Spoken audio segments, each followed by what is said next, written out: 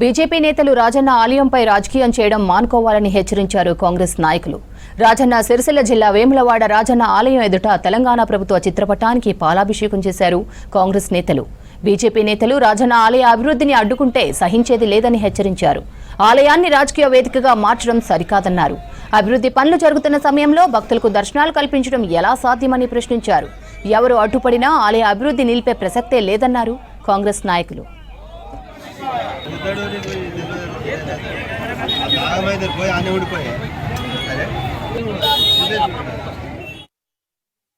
రాజన్న దేవాలయం పూర్తి స్థాయిలో అభివృద్ధి జరుగుతూ ఉంది.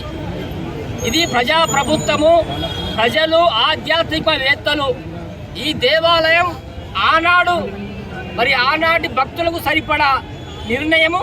ఈనాడు రోజుకు 1,00,000 మంది ఈ ప్రాంత భక్తులు వస్తున్నారు కాబట్టి దేవాలయం విస్తరించాలని చెప్పి భక్తుల కోరిక, ఆధ్యాత్మిక కోరిక, ఈ ప్రాంత ప్రజలందరి అభిప్రాయం మేరకు ఈ దేవాలయాన్ని పూర్తి స్థాయిలో విస్తరిస్తూ ఉన్నారు. ఈ దేవాలయం సమైక్యాంధ్రలో డెవలప్ కాలే, కేసీఆర్ 10 ఏళ్ల రాజ్యంలో ఈ ప్రాంతం డెవలప్ కాలే అని ఈ ప్రాంత నాయకులు ఈ దేవాలయంతో పాటుగా గ్రామం వెడల్పు కావాలని చెప్పి ఒక కంకణం కట్టుకున్నాడు, ఒక నినాదంతో ముందుకు పోతా ఉన్నాడు. ఎవరైతే పిచ్చవాడిగా మాట్లాడిలో ఆ పాపం రాజన్న పాపం కంపల్సరీ కొడుతుంది. బండి సంజయ్ గారితో మా ఎమ్మెల్యే గారితో నాతో సహకారం చేస్తా, మంచి అభివృద్ధి చేస్తున్నారన్న.